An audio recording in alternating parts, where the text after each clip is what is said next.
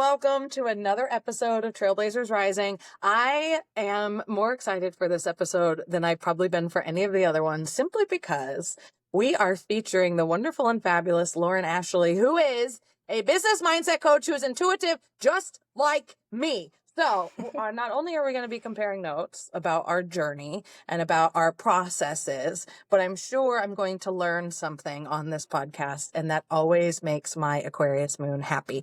So, Lauren Ashley, tell everybody who you are and why they should love you. Oh my God, that's a great question. Wow. Okay. So my name is Lauren Ashley. I am an intuitive business development coach, mindset queen, expert in alignment and energetics. And what I do is I help impact-driven leaders, entrepreneurs, people with like some sort of bigger mission in life to get there, to turn their vision to reality using my framework, aligned, magnetic, and profitable. So I don't just focus on the business strategies. A lot of my clients come to me because they're fed up of the business strategies that aren't working. And we do the inner work that's required to bring your vision to life. So yeah, that's a little bit about what I do. And why should people love me? This is an interesting question. So in human design, I'm not sure if you're familiar, but my incarnation cross is the right angle cross of Vessel of Love 4, which is basically to be the embodiment of love for self and love for humanity. And when I'm in alignment with myself, I have so much love to offer the world. And people can feel that when they're part of my experience, when they're in my world. And so that's, I think, why people should love me, because through any interaction that you have with me, you are going to be touched by self-acceptance and love and magnetism. So yeah, that's a little bit about me. Oh my God. So I'm going to try really hard to keep my energy small because I have really big energy and it tanks technology, especially the internet. And everybody who's ever worked with me knows, everybody who's ever been on my live streams on TikTok knows I have a big shot of energy and it goes down and it comes back up. But you made me so excited. I love am it. not super familiar with human design. It's never really deeply spoken to me the way other modalities have. Astrology is one of my main sources for understanding ourselves and whatnot. But what I do know about human design is that I'm a generator. And that really, to me, on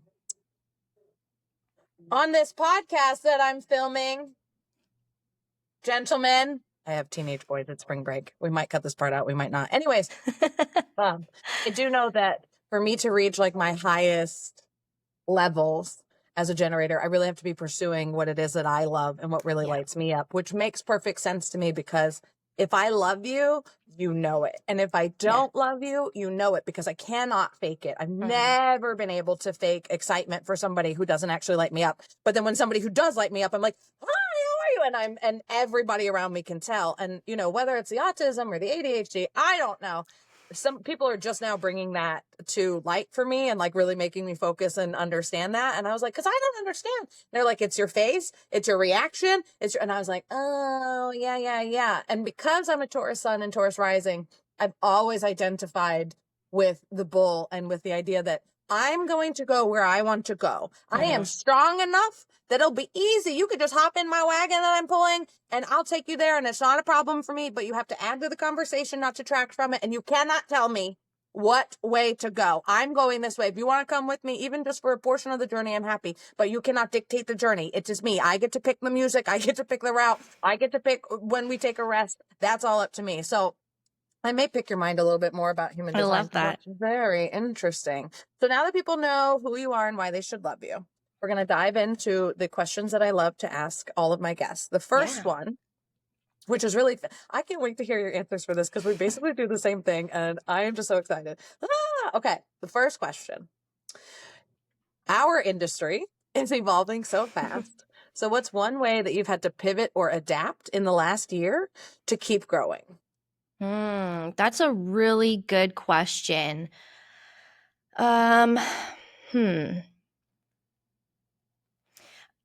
So what comes to mind, can I say two things? Yeah. Because the first thing is really maybe like counterintuitive to the question. But it's basically been rooting even deeper into who I am and what I offer the world. And the reason being for this answer is because there is so much online right now about how to be, how to show up, how to get results, how to do this, how to do that, how to fucking climb a wall. And it's just like, it's overwhelming. And we don't have to do all of it to be successful. So, through like focusing back on, first of all, quieting the noise, like observing what is trending and what is changing, but coming back to self has really been a pivotal practice in shifting me from a disempowered state to an empowered state. And in that, I've been really focusing on visibility beyond social media, networking, getting my energy out there. Like, really, it comes back to energetics. When people resonate with your energy, there's like synchronicities, there's synergy, there's potency that we can build off of, right? But I think that so many people are staying small and in the box because they're trying to, I love all your reactions, because they're trying to keep up with these trends, right? So it might not be the answer that people are looking for, but honestly, like, I've just still kind of been doing the thing I've always been doing, but leveraging technology to make it easier. That includes using AI. That includes getting smarter about how I show up. That includes getting uncomfortable. And, last week I went to a networking event for the first time in this new city by myself, super uncomfortable, but I'm proud that I did it because I met some really amazing women who totally vibe with what I do. So when you do that inner work, when you work on yourself and empower yourself to love yourself and to show up as yourself and go against the grain, I feel like that is what can lead us in this time of change. Um, and I think the other one was kind of interwoven in there, and that is just using technology smarter and not like pushing so hard to get things out there and trying to keep up with the numbers and all that BS. I really believe that we can make our vision a reality in a way that is unique to us. And that does not, that literally involves challenging the norm, challenging the standard, challenging what everyone else is telling you that you have to do that you don't feel lit up by, and following what lights you up anyway. So, when I first started my coaching business and it started popping off in 2021, I had a few different coaches like reach out to me, and I booked the free call with them. I want to know what can you help me with? And one of them was literally like, I'll teach you how to grow on YouTube. And I said, I don't want to grow on YouTube. I want to grow on TikTok. And she goes, you can't do that. And I said, okay. And then the other one was like, I'll teach you how to grow on Facebook. And I said, I don't want to grow on Facebook. I want to do this on TikTok. They said, you can't do this. And another one was trying to get me to do something else too. And all three of them now have popped up on my FYP in the past 12 months trying to grow on TikTok. And wouldn't you know, I was right. So it is so important, because here's the thing too. If there was one thing that worked for everybody, everybody would be $1 million business owner.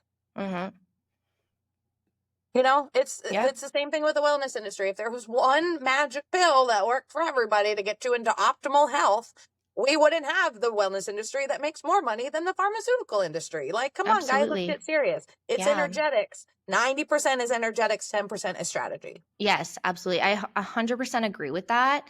And it's really unfortunate to me because, over the last couple years, as I've kind of been developing and clarifying and enhancing and just focusing on my framework, which is aligned, magnetic, and profitable, I really appreciate your boldness in taking the lead and being the main character. And I feel like that's something that I'm stepping into, but I also can be heavily influenced by the opinions of others. And that is something I've really been working on an energetic level, because I really try to tell myself that I'm not influenced by others and that, oh, their opinion doesn't matter. But there's actually energetics that we can absorb from other people, and it's actually influencing you on a subconscious level without you even knowing it. So I've had to really work on that, because it's not necessarily hard, but it's different to pave your own path. And it takes a lot of strength and dedication within yourself to do that. I don't know where that came from, but I'll tell you, with your Gemini rising, here's the thing that I need every if you have a major Gemini placement, it could be your Venus, it could be your rising, it could be your sun, it could be your moon, doesn't matter. If you have a major Gemini placement, you need to understand how permeable you are, because everybody says the Gemini is two-faced. No, that's Libra. Gemini is the person who wants everybody in the room to feel as good as they do, and they will do anything as that permeable structure to make it happen. So then you add undiagnosed or late diagnosed high masking neurodivergence to it, where we have prided ourselves on being the chameleon our entire life. And now we're understanding that that's the thing that's sending us into burnout, because we don't know who we really are anymore. So I always tell, and my husband's a Gemini sun, my 14-year-old is a Gemini rising, I have a Gemini Venus. So if you really think about how you can optimize for those placements, understand that you can observe, not absorb. Totally. And you can be very specific about whose opinion you do like, because you do need people in your life. If you have real big Gemini placements, you need people who you trust, and you have to be able to go to them with everything you have a question about, because you'll really trust them, and it will satisfy and satiate that need to get other people's opinions. What about Aquarius rising? I'm not a Gemini rising. Oh. Why was I talking about Gemini with you? I think your sun is a Gemini rising. That's right. Well, yeah. Aquarius rising too, because I'm Aquarius moon. They are leaders, but they are leaders in the way that they're the trailblazer. So Aquarius is happy to go do what it is they want to do, but because Aquarius is consumed by the collective, so each sign, like the air signs start with Gemini, then Libra, then Aquarius. So for all four elements, the first one is the baby form that's concerned with the self.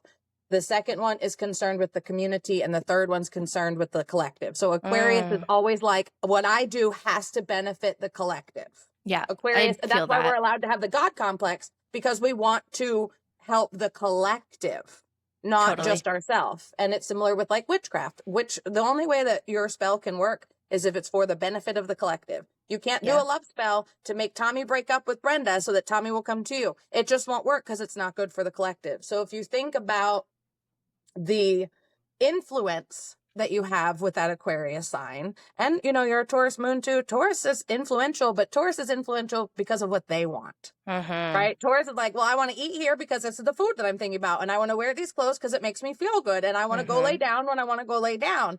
So if you walk into a room full of people that you don't know for networking, really just think about it as there's no preconceived notions about you. You can literally be whatever you want to be. Nobody has any idea based on, other than the assumptions that they make about how you look, which is why style and aesthetic are so important. 100%. But you walk in there, and I always used to dream about that as a kid, because I grew up in the same house with the same kids for elementary and middle and high school. And I used to daydream about moving somewhere where nobody knew me and I could just start over. And then I married a guy in the Navy. So now I have been able to move and start over and be whoever I want to be many times over. So the idea of walking into a room full of people I don't know is pretty exciting to me. I love that. Yeah.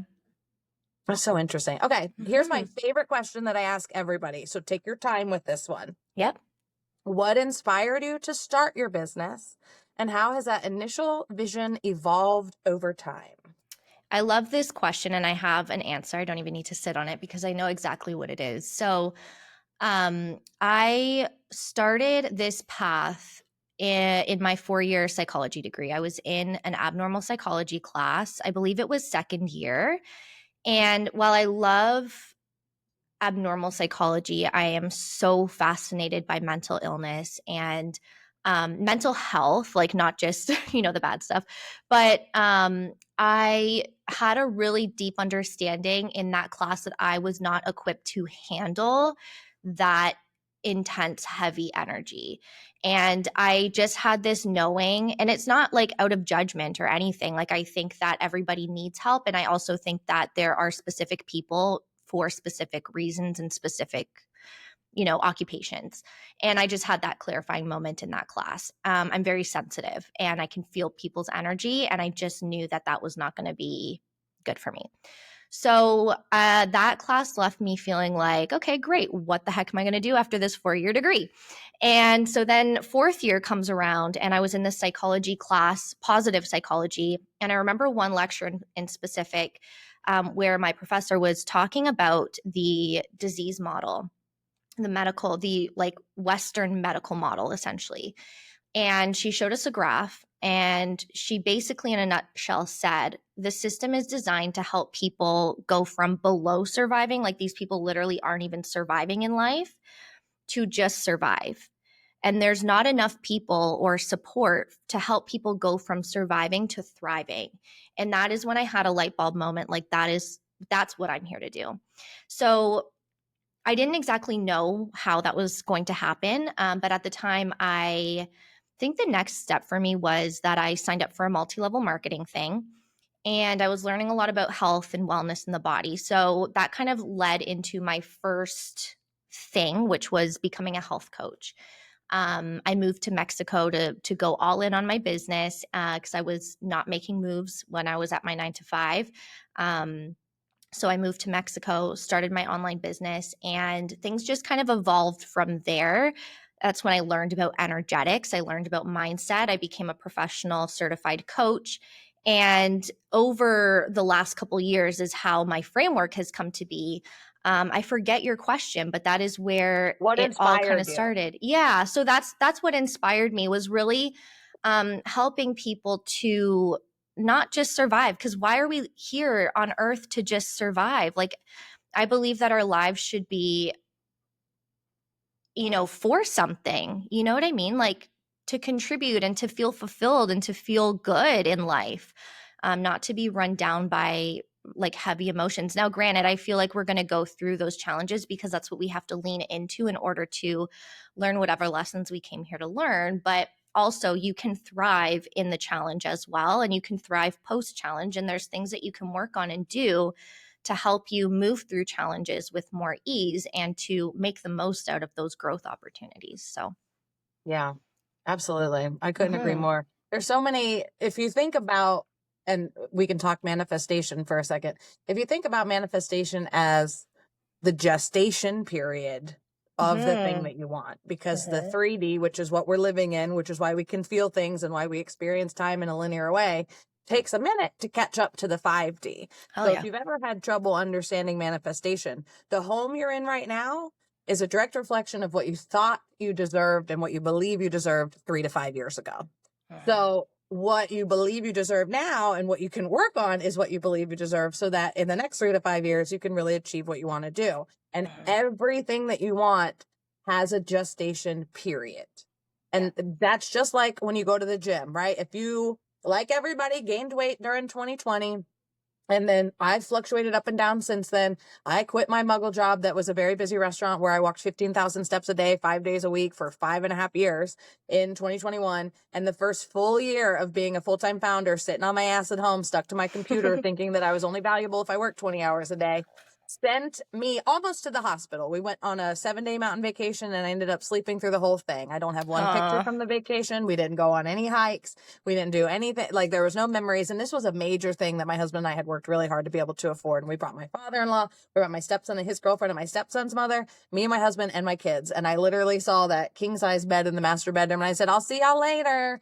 And when we came home, I went, this is not it. My money Mhm. was good, but I didn't have any energy to enjoy it. And so I found out I had a Exactly. bunch of chronic conditions, and I surrendered to the fact that I have PMDD and mast cell activation syndrome and perimenopause and a whole bunch of other bullshit. And I just said, I'm going to have to do things differently, and I'm going to have to show other people what actually works, because Yeah. we know that they haven't done medical studies on women for a long time because our hormones are so variable. Great, cool. So we're just, Maybe we should look into that. Like, I don't know. and here's my question too.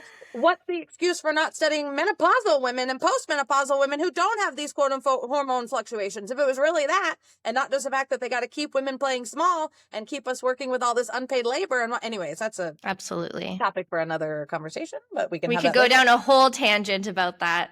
Rabbit hole, let's jump. So Yeah. if we really think about it from the downloads that you get, because you are, I've written down impact driven, heart led, soul led, because of what we talked about before we started. It's so important that you pay attention to those messages that we get that land, because you're right. Mhm. Psychology is based on how closely you can behave to a cishet white male. And that's just not something I'm ever going to be. Yeah. And that's not something I aspire to be. And those aren't even the people that are going to be in control soon enough. Sooner than Mm-hmm. later, hopefully. But everybody, come on, let's work together. So if you think about it too, and I've interviewed somebody on this podcast who told me that Western medicine is for the line of fine and everything else is for thriving. Yeah. So when you have exhausted every other option and you're wondering why you can't get rid of this symptom or this group of symptoms, then we go to the conventional doctor. But Mm-hmm. even the conventional doctors, I know so many women that I work with who, that one individual actually last week we were talking and she had just gotten blood work done and she was waiting for the results. And because I'm a psychic, I was like, oh, it's your thyroid. You're definitely going to hear thyroid. You're definitely going to hear thyroid. Sure as shit, thyroid, right? I did this again with another client the other day. We were doing her final maintenance call and her spirit guides use really big words and I don't understand why, because she doesn't use all those big words. So I was like deciphering what they were telling me. And she goes, oh, you're talking about my husband's health problems and you're talking about the blood work that I just got done. And I was like, oh, am I? And she's like, yep. And I was like, is it this and this? And she said, yep. And I said, oh, cool. Good to know. Thanks, guys. So that shift from abnormal psychology and positive psychology and the conventional way to, oh, maybe I'm actually supposed to not hold all that heavy shit. I'm supposed to help the people that have worked through their heavy shit get to the cool stuff. Yeah, totally. So Yeah, and I interesting. mean, we still work through heavy shit because I think as humans we go through that heaviness, but it takes a different mentality to work through it and get to thriving, right? Like it's not I'm definitely not here for the person who just wants to stay in the victim mentality and blame their conditions on things and people. Like I'm here for the person who's ready to heal from that, and to empower them to heal through the journey and to find the gold nuggets and to come out better on the other side, right? So it's just, yeah, just very different. Like I'm not interested in stewing. I'm more interested in like, okay, how can we use this situation to be better? You know? And venting. If every Yeah. single person who ever listens to this could understand how much better you would feel and how much faster things would happen for you if you gave up venting. Mm-hmm. You don't get to call anybody and just bitch about it. No. If something bad happens to you, give yourself 2 minutes. Mm-hmm. Fucking roll around in it. And then don't do it to anybody else, though. You don't want to unload that kind of energy on anybody else because Right. then you create this like karmic structure where they get to unload on you too. And just give yourself 2 minutes to acknowledge that that's shitty and it's not the way that you wanted it to go. And then get into problem solving mode. Yeah, totally. Absolutely. And I think that that requires a level of confidence too to be able to work through that cuz I've been on both sides. Like my journey and story over the last couple of years has been really interesting as I've gone through my Saturn return. Um Oh boy. Saturn in Aquarius. Yeah.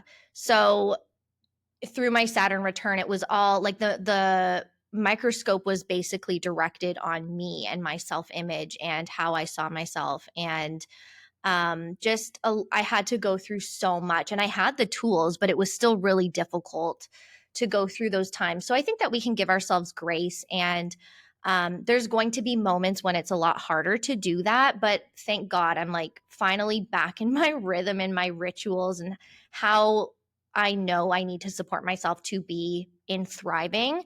And now I can definitely, take a situation and brush it off. But there are definitely times when life feels too heavy, when you're holding on to too much stuff, that it makes it a lot harder to do that. And that's why I think it's so important to, even when you're going through transition, even when you're feeling challenged by the world, even when everything is turning against you and you feel like you don't belong and you feel like there's no way out, that in those moments it's still really important to take care of your energetics and take care of your mindset and take care of yourself through it, and things do lift, things get better.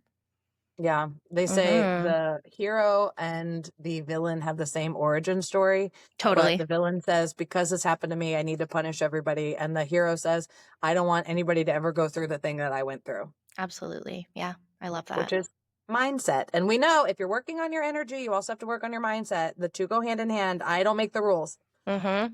Absolutely. Now, Yeah, it's totally holistic. it really is. And by the way, everybody, holistic doesn't mean natural. Holistic means your entire self. Right. That's all. Look it up. Anyways, okay. I told you I was going to get so excited on this one. Um, oh, here's a good question. So Mm-hmm. many founders hit a point where they feel like they have to choose between scaling and maintaining their personal life. Have you felt that? And how have you navigated it? Mm. Yeah, that's such an interesting question. I think as I'm definitely a high achiever, I'm someone with a really big vision, and I'm very dedicated to my work.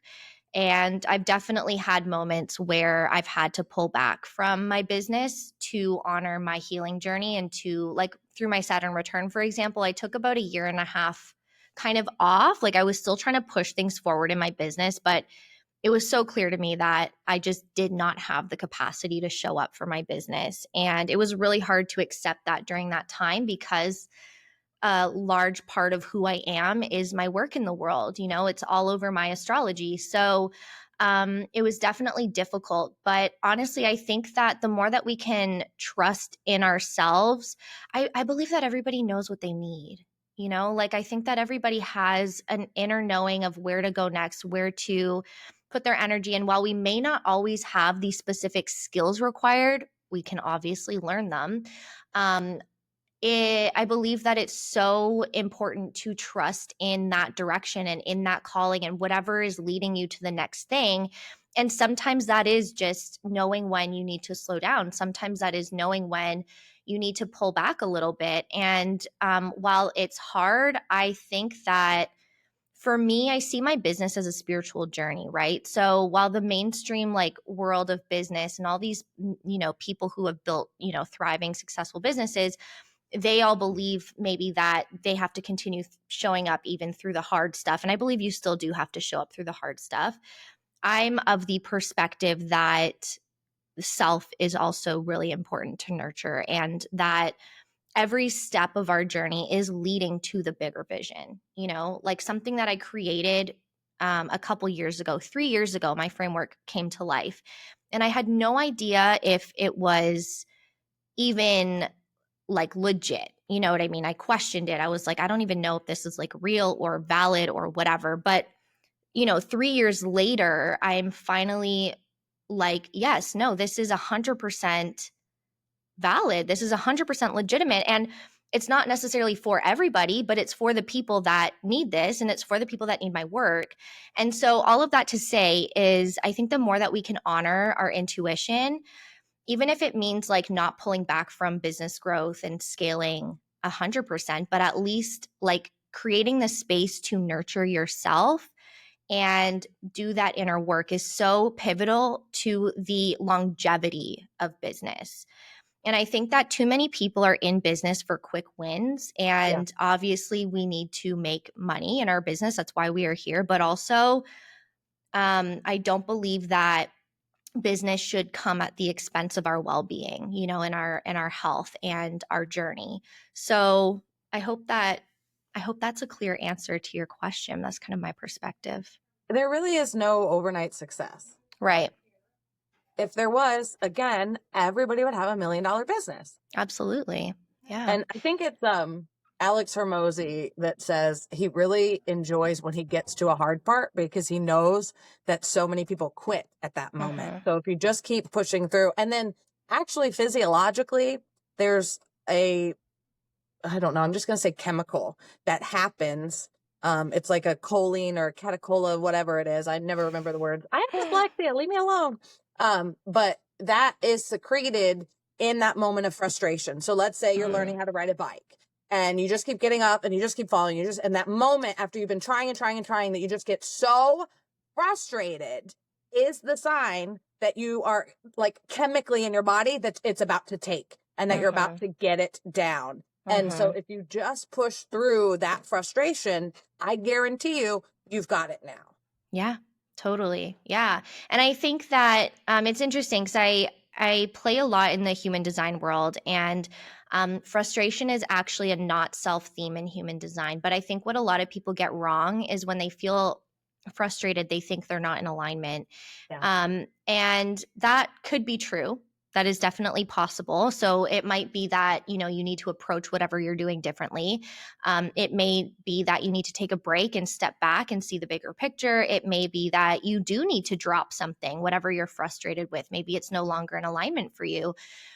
But I think that ultimately knowing this word self mastery has really been coming up for me a lot lately. And I think the more you can get to know who you are and where your biggest challenges are and what your weaknesses are and where you get distracted and what pulls you off track, the more that you can master yourself, the better you are at discerning when something is out of alignment. Is this frustration because this thing is not meant for me? Or is this frustration because I have expectations of myself that I'm not meeting? Is it frustration because whatever it is that I'm doing is just not the way that I'm meant to do it? Maybe I need to tweak it, whatever that is. But learning how to alchemize frustration, alchemize our not self themes, and like transition or pivot into our self themes, which are like, satisfaction or feeling, what is it for a projector? Bitterness, success, or, whatever, happiness, joy, like all of those emotions can come on the other side, but we need to know how to kind of work with what we're experiencing in order to get there, if that makes sense. And we have to make sure that we are allowing ourselves to do that. One of my biggest breakthroughs, and it was heartbreaking when it happened, because I'm a person that's always done my makeup. No shock there. My mom actually said once that when I was a baby, my sister's 2 years older than me, when she was 2 and I was a baby, if my mom wanted to get ready, she would stick my sister in front of the TV for Sesame Street, and she would stick me on the floor in her bathroom, and I would just stare up at her while she did her makeup. So it's literally in my veins. But that also gave me the disillusionment that I was taking really good care of myself. But I knew a couple of years ago that I wasn't, because I didn't wash my makeup off at night. I actually used to pride myself. I was like, no, my skin actually does better if I don't wash my face twice a day. I did all the lies. That's so funny. I had to really take take a magnifying glass to myself. And I realized that I didn't believe that I was worthy of an 8-step skincare routine. I didn't believe that I was worthy of taking 2 hours in the morning and 2 hours in the night to self-care and do all that sort of stuff. So I had to really figure out why I didn't believe I was worthy of that. So it's the same thing for anybody listening. You've got to believe that you're worthy of all the fantastic things that you really want to happen. And that starts at that self-mastery level. What does knock me off track? What do I really like about myself? Where are my weaknesses? Where are my insecurities? And I'll tell you what, the first thing you can do to improve your insecurities is stop projecting them onto other people. If you're the kind of person who's like, oh my God, I would never wear my hair like that. Oh my God, I would never wear those kind of outfits. That's how you feel about yourself. You are judging other people. And also, if you walk into a room and you think people are judging what you're wearing and all that, you're judging it. You're using those people to judge yourself. So if you can just turn that spotlight inward and focus on yourself for the next 6 months, you'd be amazed at what would happen in your business. Because if you grow, the business grows. Absolutely. And seeing that inner work as part of the business, I think that's something that, when I am not in alignment with myself, when I'm not moving forward, when I'm not making progress in the way that I want, when I feel frustrated, it's usually because I haven't incorporated the inner work into my day-to-day life. It's because I'm now prioritizing society's maybe standards of how you should succeed and how you should work and how you should progress and move forward. And I've lost sight of what really matters to me, which is the inner work, the mindset work, the manifestation work, and the energetics of it. That is what keeps me on my path. That is what's absolutely necessary for me to do the work that I do. So, and I think that it's necessary for everybody, for leaders, and in different ways, right? Like we're all going to have a different way of doing things. Some people are going to start their morning in one way and some people will do it another way. It doesn't matter. But as long as you are doing the work to shift your energy and to align with your bigger vision, you can trust that the bigger vision is going to come, right? Because you are doing the inner work and taking action that is in alignment with what it is that you ultimately desire. So Absolutely. I have to tell you, because you're a mindset coach, so I want your take on this, but I'm going to give you mine first. Almost 99% of my clients really struggle with comparing themselves to other people, whether they realize that's the root of what they're doing or not. But every time we get mad at the timeline, this isn't happening enough, I'm not doing it, la, la, la, la, la. That is because you are comparing your journey to anybody else's out there in the world. And so the way that I use my mindset powers to help them through this is I tell them, it's not that you have to stop comparing yourself because you're good at it now. You've been doing it so damn long that you're really good at it. The muscle is built. The routine is, that ritual is in the brain, right? So instead of saying, I can't compare myself anymore, I want you to differentiate who you're comparing to. So you can only compare current you to past you. Yeah. So that you're still flexing that muscle, but it's in a way that's actually going to help you. Mm-hmm. From your perspective, what do you think is best? I 100% agree with that. I want to say two things. One from a human design perspective, and another thing that's just feeling relevant right now is that, and what was that thing? Of course, it's going to leave my mind. Hold on. ADHD. Yeah. This happens every episode, I want you to know. This So we're happens to me talking about all the time. comparison. Yeah. Two things come to mind. Comparison and the comparing to self and seeing other people's wins as possibilities for yourself rather than, because I think what happens when we compare ourselves to is that we tell ourselves we can't have that thing or we don't have that thing, therefore we're not worthy. But when we start to see what other people have as opportunities for ourselves, and if you're feeling a certain way about something that someone else has, like let's say someone just made, $1 million in a year and you're like, oh my God, like I haven't made $1 million in a year and you're feeling really shitty about it. Well, we can alchemize that by like obviously recognizing that, okay, I feel really shitty about this, but maybe that is actually something that I want. And sometimes it's not something that we want. Sometimes it's actually something that we think we have to achieve. So that's where it's really important to clarify for yourself what it is that you actually want.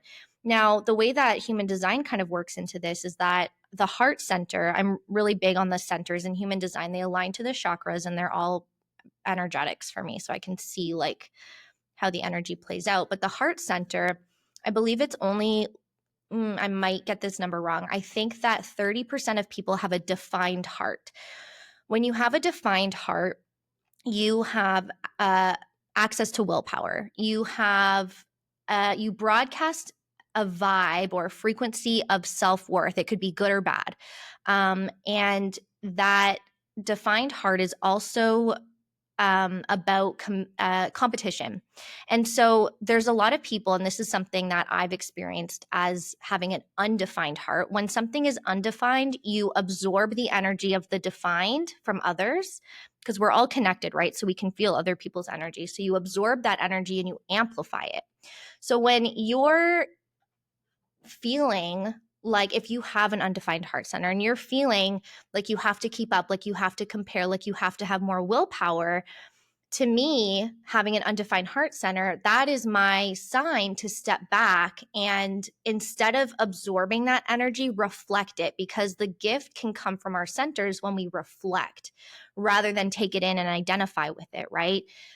So there's a lot that we can do definitely on a mindset level, but also on an energetics level to shift how we see things and how we interact with life, if that makes sense. Yeah, absolutely. Mm-hmm. I have done a lot of work with chakras and understanding them, a lot of work with crystal healing and understanding them. It was like the first two steps in my spiritual journey before I even started my business. And I started to really recognize the sensory aspect of it and how that plays into our style and our aesthetic. So, and I talk about this with all the students at the academy, at the Neurospicy Academy. I talk about this with all my clients. I talk about this in my course, Overlooked to Iconic. But you will never see me in a low cut anything. For many years, I did low cut just like everybody else did. And when I didn't think anything of it. The only thing that I was ever very particular about in these past 5-10 years is that I don't wear shirts with sleeves. I won't even look at a shirt with sleeves. I don't like it. They're the worst. My shoulders don't like it. None of So the only shirt I'll ever buy is tank tops. And then you'll see me in a blazer or a jacket or a sweater when the weather calls for it. Luckily, I'm in Florida and that's not very frequently. So when I started wearing tops that specifically were high, whether it's a mock neck, a turtleneck, or just a high neck like this, I started feeling so much more powerful and confident no matter who I was around. Because if I open up my heart center to you, I am very vulnerable to what's going to come back. And I have a very good open heart center, and I'm ruled by Taurus, so I have a really good throat chakra. If anything, I always have to work on like my sacral and my solar plexus, because these two up here, they're real connected. But when you're super duper open up here and you're not connected at your root, it's like you're getting messages in a different language. It's not going to help you. So when I think about how do I feel my best around people new, people that I know, all that sort of stuff, I always have to cover my heart center because it is so powerful and because it does, my energy projects so far, right? If I walk into a room and I'm upset, literally everybody in the room becomes upset. If I walk into a room Mm, and I'm excited, everybody becomes excited. My business partner jokes about mm, it all the time. So it's such a big responsibility to have. And I even had it as a kid. My mom literally, she's dead now, so it's fine. But she used to send me to my room when I would have a big emotion, yeah. sad, angry, happy, doesn't matter what it is.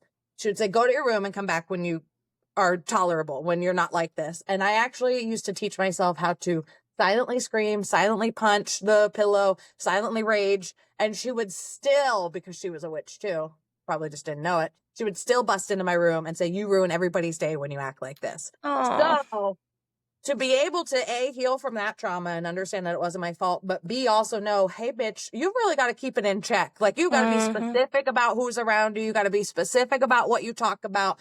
And I won't open my mouth if I'm in a room full of people that are committed to misunderstanding me. I'm happy to just shut up and listen, but I'm never going to mask again. So it's so important when you are working with your energy centers to understand physically and in terms of your sensory experience, what you need to feel your best. Because, like we keep saying, we want you to feel really good. We want you to have a Yeah. good time. Yeah.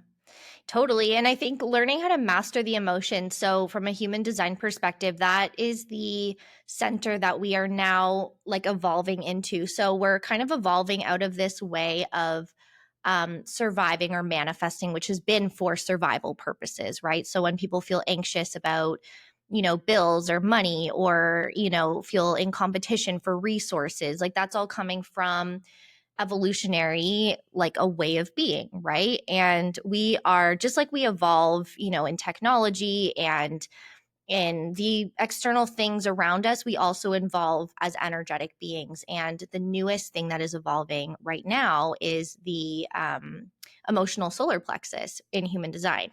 And so we're moving into a way of manifesting through feeling and not through need for survival.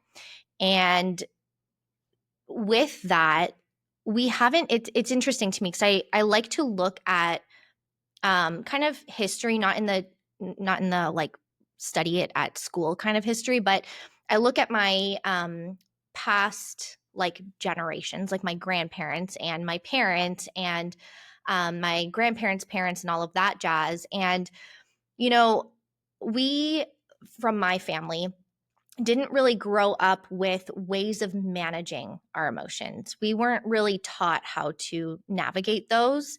And this is true for a lot of people, maybe not everybody, but I know a lot of people don't have tools for managing and navigating their emotions, for processing, right? In a healthy way. Because you can exude those emotions and like have screaming matches with people, but that's not helpful. So that is something that we are kind of it's being evolved into now. We are becoming more and more aware. And you can see with the generations that are following us that they are becoming more emotionally intelligent, and they're learning how to be more intuitive and all of that jazz. And yeah, it's definitely part of our evolution is to evolve emotionally speaking and to gain better awareness around the emotional solar plexus and all of that stuff. So it's You very can actually see interesting. that happen. There are statistics that suggest dads from the millennial generation are on average spending a ridiculous, like, I can't even remember the percentage of amount of time. They're spending so much more time with their kids than like the Mm, past 5 generations combined. I love that. And it's so interesting because, millennials, we really got shat on. I was born in 1986. I'm an elder millennial. My house is very interesting because my husband is one of the youngest Gen X's. He was born in Mm, 78. I'm one of the oldest millennials. I was born in 86. Our 16, almost 17-year-old was born in 2008. So the very end of Gen Z. And our youngest was born in 2010, like the very beginning of Gen Alpha. He hates it though. He wow. wants to tell everybody he's Gen Z. He doesn't want to be part of Gen Alpha. So let him Aw. live his life. But in my house growing up, it was two millennials against two boomers. So the Mm-hmm. fact that we have those four different experiences and the four different perspectives is so valuable. And I wish everybody had access to people of different generations because wherever your Pluto sign is technically what generation you're in, just in case you didn't know. And you're allowed to identify with whichever one you want. You can feel like you're Gen X or whatever you want, whatever you like. If you like it, I love it. But really understanding we all came with a certain mission, and millennials really came as Scorpio Pluto to say, hey, here's all the shit that's not right. Here's all the stuff that's got to go away. But we didn't come here to change it. We came here to be like, not going to work, not going to work, not going to work. Gen Z came to be like, fuck no, tear it down. And Gen Alpha is really here to set up the new systems. So it's our responsibility as the older generations. It doesn't make me happy to say that and to lump myself in with that. But however, here we are. It's like, we have to pack the lunch. We have to make sure that they get to the protest. We have to make sure that they are applying to be as soon as possible in the government structures and whatnot at whatever level. And we're the ones that have to really speak up for everybody as millennials and make sure everybody gets heard, because that's our role in society. Yeah, absolutely. I love that. And so it's good once you accept it too. The sooner you can accept it, the better off we all are. Yeah, now, leaning into your journey. Oh, well, say it again. No, I just said leaning into whatever it is that you came here for. Exactly. Absolutely. Like, just accept it. Let's do it. Why not? And here's the thing too. If you've always been going against the grain, if you've always been resisting what was in your heart, you will be resistant to actually going with what you came here for, because you're so used to it being a struggle. Right. Absolutely. And that's important too with your marketing. Every service-based business owner needs to understand, if you're speaking to people who identify with their struggle, they are not yet ready to release their identity that is connected to that struggle. You've got to speak to their desires so that they are like, you know what, I did go through that struggle, but I'm really ready for this next level. That has been the most potent thing that I've done in the past year and a half with my marketing, is to really target people that are not identifying with their problems anymore and who are really ready for like champagne problems, is what I always say. Yeah, I love that. And I feel like identifying with the struggle might work for some people, because there's a lot of people who do, talk about, targeting pain points and blah, blah, blah. But I also think that there's a specific group of people like you and I who are not really here to play in that, And so if you want to attract a different quality of client, you've got to speak a different quality, So yeah, I totally agree with that. And I love that. Fantastic. Okay. Next question. This is also a question that I like to ask people, because you just never know what their answer is going to be. What is one thing about running a business that caught you off guard, and something that it's like something that you didn't expect when you first started? Honestly, I would say the personal growth journey that's involved with running a business, because it is so easy to quit.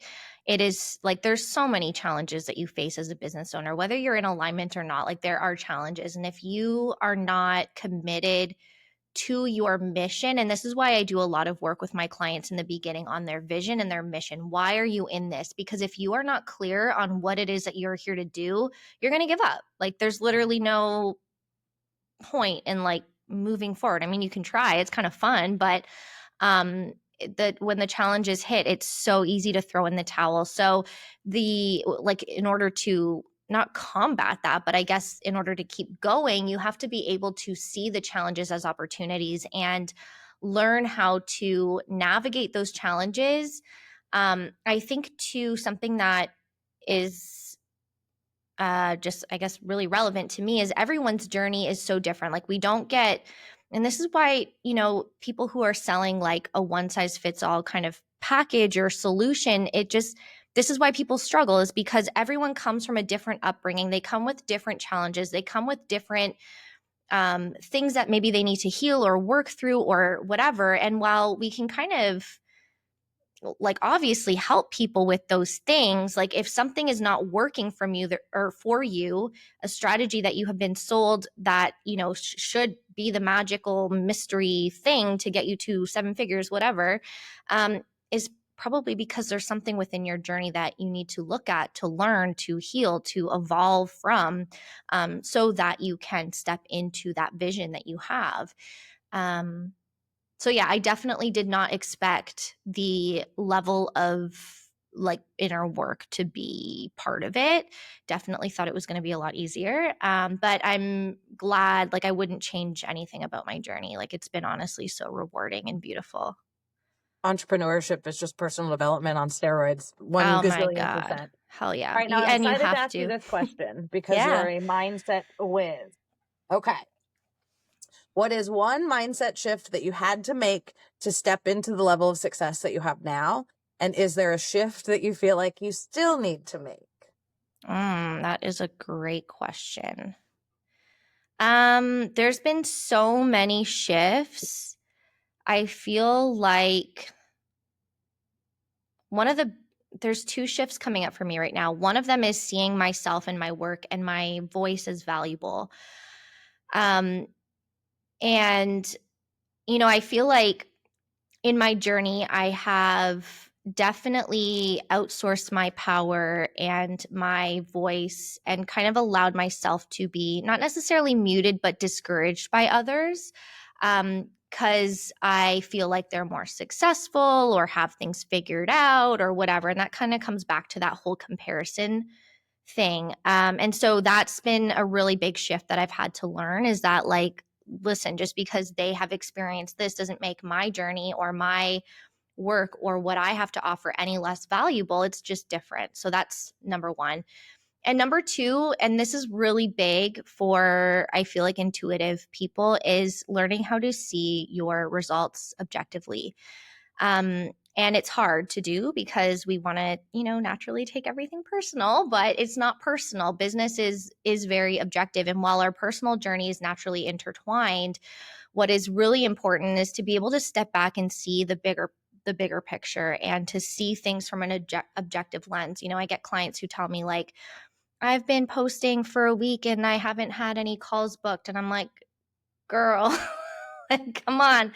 We got to shift this because, again, like, if we just make it all about, oh, I put out this and it's not getting any results and whatever, then we're not seeing the bigger picture of what it is to be in business. Now, obviously, I think that we get told and sold a lot of lies online about business success and blah, blah, blah. And so that's kind of part of it. People think that, like, oh, because I'm not seeing, success overnight, that, like, I'm an anomaly and that I suck and I can't do this, which is not true. It's just, I think we really have to learn how to step back and not get sucked into the drama and the story that our mind wants to tell us about who we are and what we're experiencing. So that is that.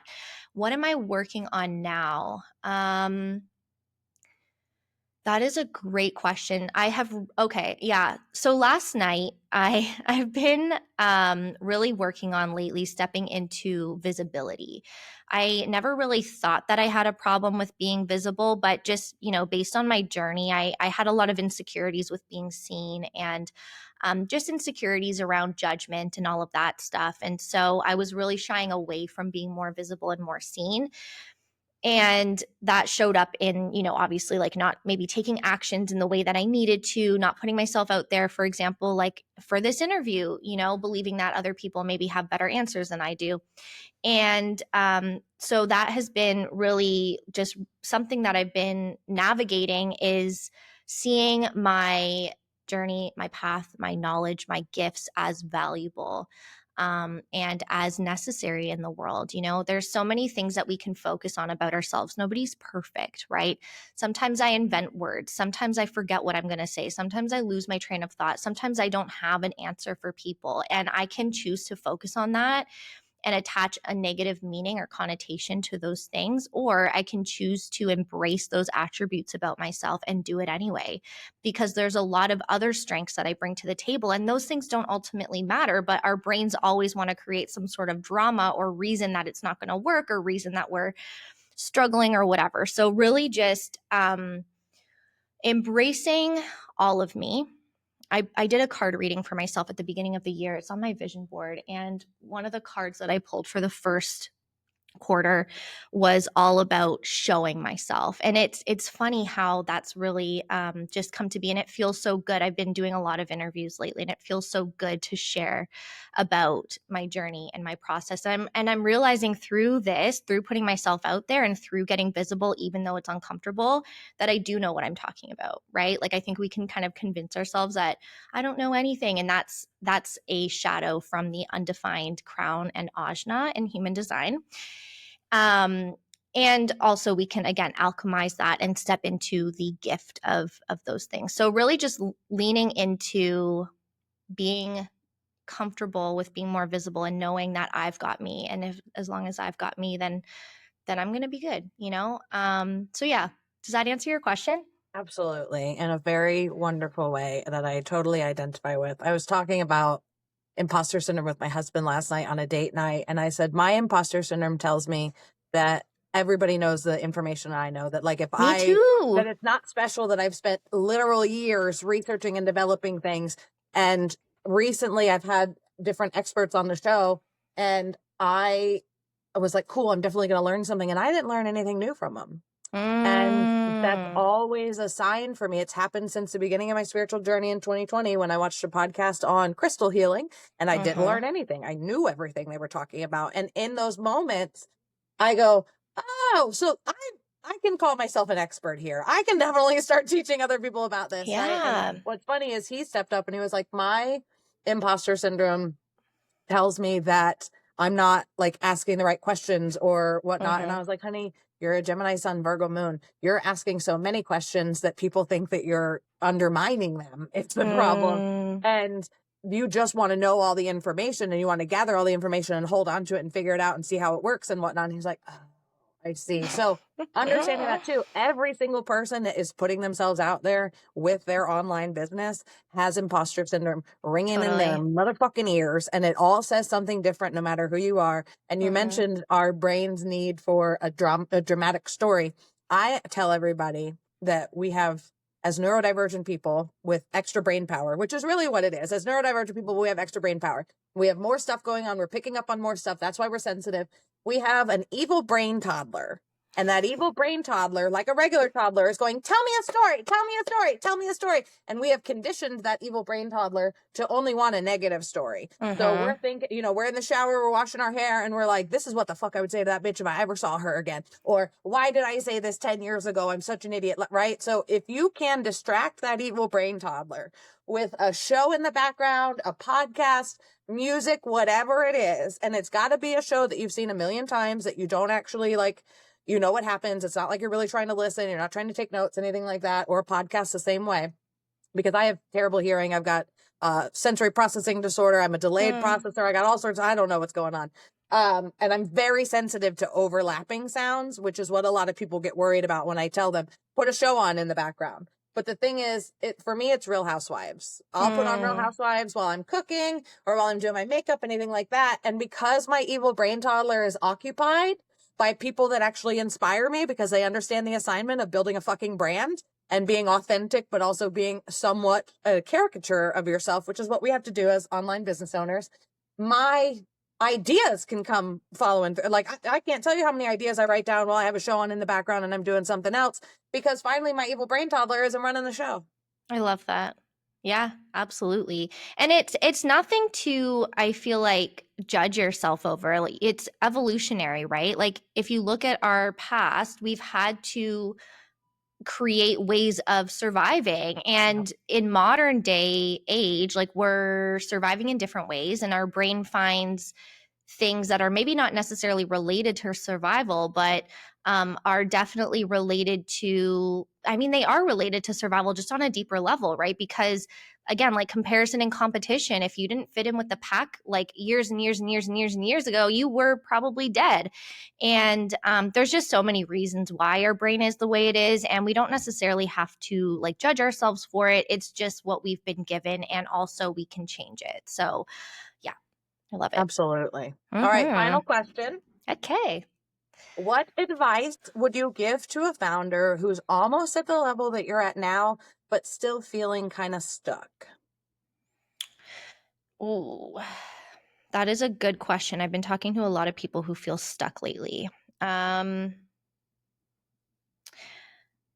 Honestly, what's coming up for me right now, and it might be different for if you were having a conversation with me, but what feels true for me right now is leading into that stuck. So looking at, what is leading to that stuckness, what is going on beneath the surface, because I think when we're stuck there's something that we need to look at and something that's maybe not being given attention to, whether that is the strategy that you're using, or maybe it's that, you have one vision for how you're going to do something and you're so focused on how it's going to happen that you're missing out on all the other signs that, the universe is, or your higher self is showing you. And so I think that stuck is an opportunity to get quiet and to go inward and to lean into that feeling of stuck and kind of explore what's going on within, and it could be so many things. It could be the way that you are seeing things. It could be the way that you think of yourself. It could be what you're doing in your business. It could be how you're doing it. But definitely taking that time to get quiet and to kind of just get curious. I think the more that we can stop judging stuck and get curious with stuck, the more that we can lean into it and move through it with more ease, if that makes sense. Because resistance, like trying to push through stuck, just creates resistance, right? It creates kind of this like fighting energy. And while that is maybe how we've done things in the past, what I have seen is, pushing through resistance just leads to burnout and exhaustion, and just kind of prolongs the inevitable crash and burn of whatever it is that you're facing. So to me, stuck is a sign to look within and to just explore what's going on beneath the surface there. What a great place to end on. All right. So, Lauren, Ashley, please tell everyone listening, and don't worry if you're a visual learner like myself, this will also be in the show notes. Where can they follow you and how can they work with you? Yeah, so I am on Instagram, I am on YouTube, I'm on Facebook, and I have my own podcast. It's called Aligned and Magnetic. You can work with me. I can drop a link to book a call, and we can explore, what it is that you're going through. No pressure. I don't do pressured sales tactics. I'm genuinely just about, connecting, seeing where you're at in business, and seeing what I can help you with. And so, yeah, that is how we can work together. I offer group programs. I have some self-guided stuff. I do really deep transformational one-on-one work as well. I have a mastermind. So yeah, there's lots of options, lots of ways that we can move forward. That is fantastic. I thank you Yeah. so much for being here. I knew we were going to have a fantastic conversation. And for everybody watching and or listening, please understand that I love you equally and for different reasons. And I just want you to take very good care of yourself and come back next week for our next episode. And we will talk again real soon. Okay, bye.